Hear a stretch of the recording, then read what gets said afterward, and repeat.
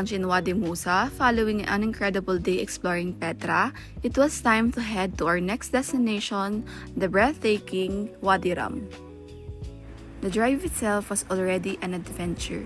As we made our way through the desert highways of southern Jordan, we passed by a massive windmill farm.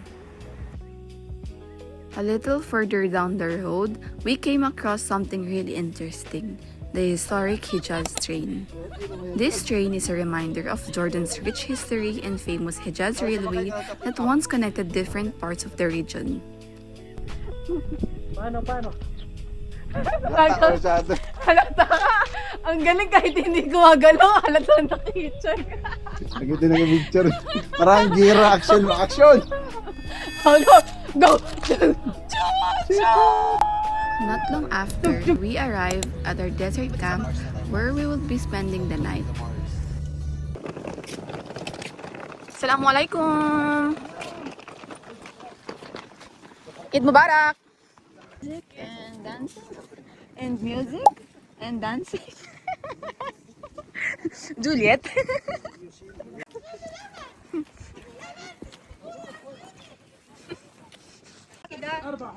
أربعة كبير هاسا حلوة زي مرة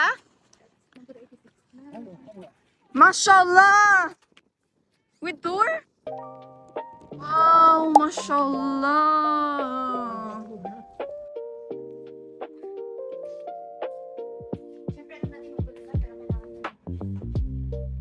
Okay, ayos na lang po.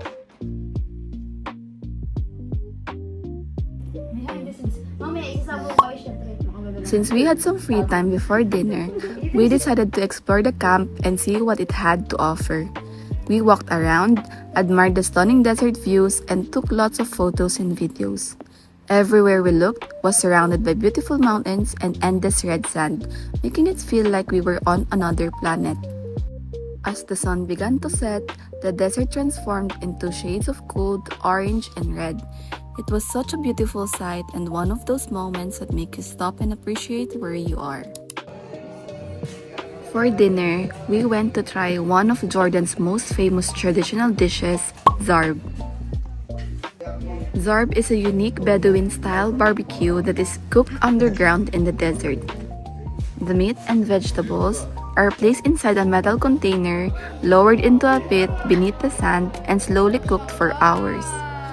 Watching the staff uncover the underground oven was an experience on its own and something I had been looking forward to seeing. Oh my gosh, I love the bulla. I love this.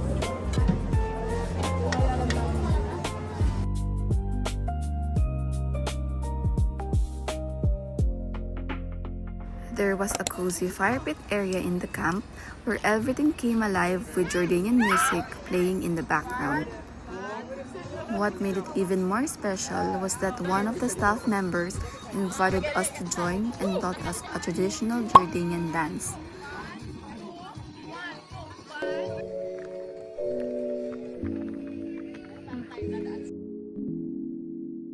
The next morning, we woke up early inside the bubble tent as the first light of sunrise slowly lit up the desert.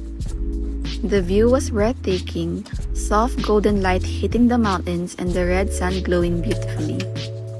It was one of the most peaceful mornings I've ever experienced. While waiting for breakfast, we just took our time to enjoy the peaceful morning in Wadi Rum. And here, I'm also sharing a special drone shot from KSA Kabayan Tours. Then, we decided to go for a small hike just a few minutes from the camp. From the top, we could see the entire camp below us, our bubble tent, and the wide open desert stretching far into the distance. It was such a beautiful perspective to see where we had spent the night right in the middle of this massive peaceful landscape. Then, we headed back down for breakfast. The breakfast setup in the camp was simple, but really satisfying after a morning of exploring. One of the highlights was a freshly made omelette. Wow, freshly made omelette. Shukran, brother. After breakfast, it was finally time for one of the most exciting parts of our Wadi Rum adventure, the famous 4x4 desert tour. We hopped into our 4x4 vehicle and set off across the vast red sand of Wadi Rum. The ride itself was already an adventure with stunning desert landscapes in every direction.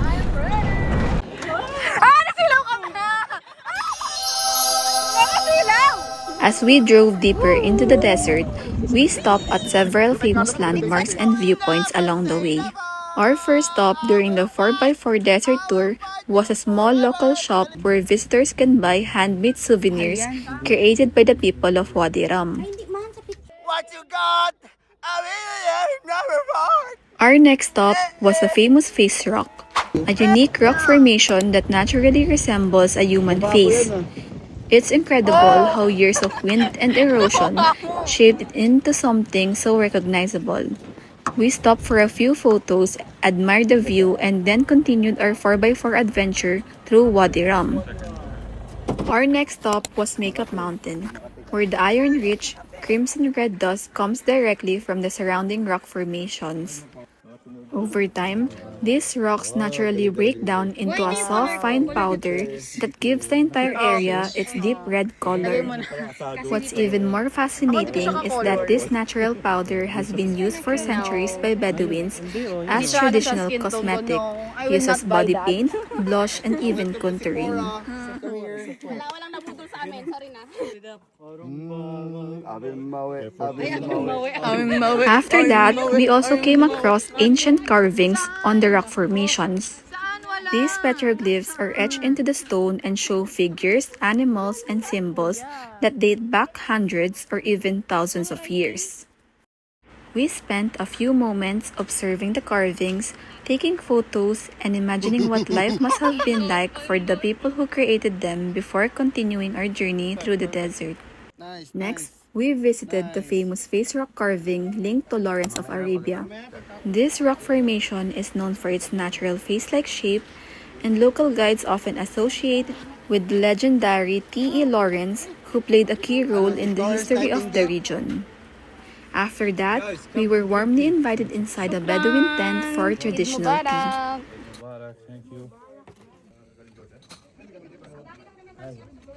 Sino ba yan? Sino ba talaga? Nakakalito, ha? Paki-translate nga yung Arabic. And with that, our Wadi Rum 4x4 tour came to an end. As we made our way back, I decided to stay outside and enjoy the desert views for as long as possible, even though it was quite hot. Some of the other joiners chose to sit inside the vehicle to stay cool from the heat. As we said goodbye to Wadi Rum and started our journey, we thought the adventure was over. But the desert had one last surprise for us. Not long after leaving, our vehicle got stuck in the soft sand.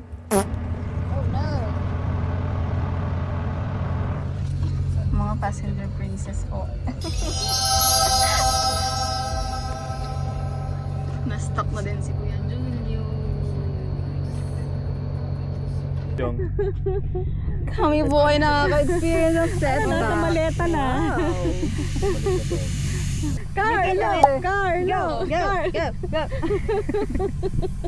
Go! Go! Go! Go! Inangkin ko yun. Go na! We need help!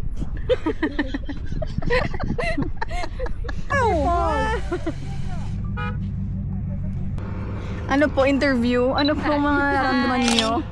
Ano mga nararamdaman niyo? It's okay. It's part of the journey. Pero nakapag-sunblock ka ba? Ay, hindi. Oh my gosh. Kaya... Oh no! My face. Hi, Kuya Lolo. Ano, paki-narrate ko ano nangyari? Kasi, Sino ako? Okay. Okay, go. Kasi po may sinusundan kami na isang sasakyan, nakala namin papunta doon sa labas. Ayon sa mga balibalita, ang dadaanan sana namin ay palabas ng papunta sa causeway. Ang problema ay tanga. Ay, tanga. Sino tanga? Si Kuya Jonas o yung... Okay. May sinundan namin. Hindi ba Ay, naman, kayo sumunod eh! hindi ba naman siya tanga, nagpasunod? Yung sinabi ko sumunod. Dapat sinabi niya, ma'am. Wag niyo ako sundan! done! Ayan. Oh. Tatanggal. Na-stuck. Okay. Kasi ito sinabihan na siya ni Kuya Julius. Tama na. Oh, isa rin to. Isa din to. Wag! Wag! Tapos tumatawa pa siya. Binabi na siya. Kaya ko yan. Kaya ko yan. Ayan. Ayan po ang mga Sa'yo nag-rescue. Ayan, ay mga nag-rescue yan, mga Na-trap din. mga apam, na-trap din. Ayan po ang mga kaganapan dito. Nakatuto kami 24 oras. Dan, cut!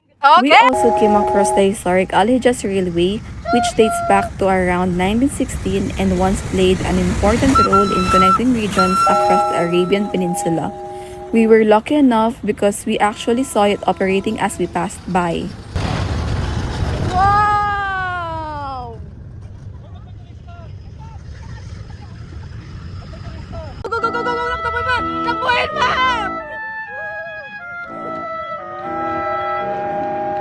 And then, going back to the vehicle that got stuck in the sand, some of the Jordanian staff from the Wadi Rum camp quickly came to help us. And after everything was sorted, we continued our trip, grateful for the help and ready for the next part of our journey. For helping us. And you are the greatest among everything. Allahu Akbar.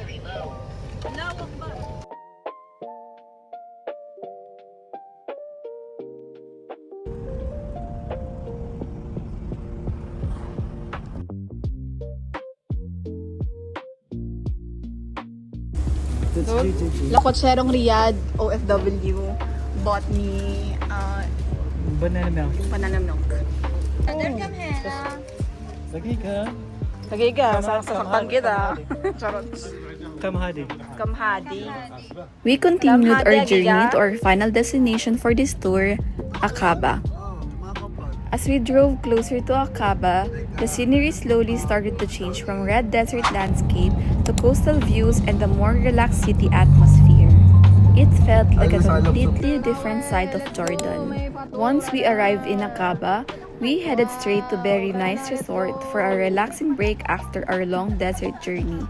At the entrance, we were warmly welcomed and provided with free towels, which was such a nice touch and made everything feel very convenient from the start.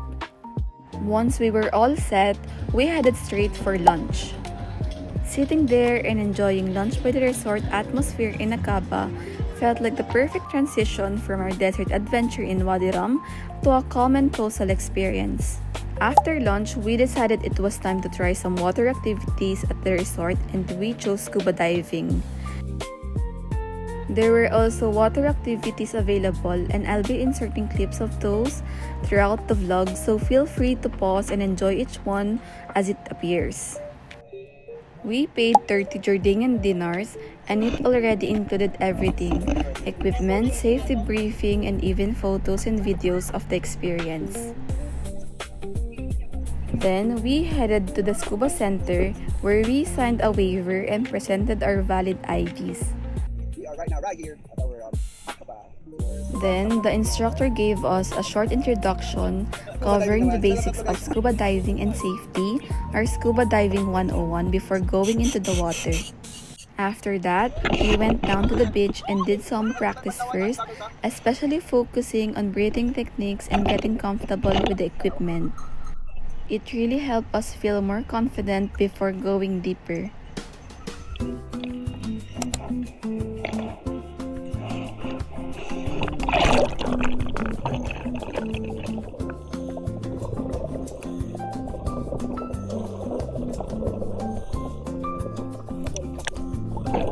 Once we were ready, we went into the water and started our dive.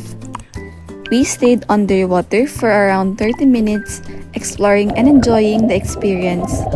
It was peaceful, exciting, and completely different from anything we had done before. After the dive, we returned to the shore, relaxed a little bit, and just enjoyed our free time by the beach, still taking in the amazing experience we just had in the Red Sea.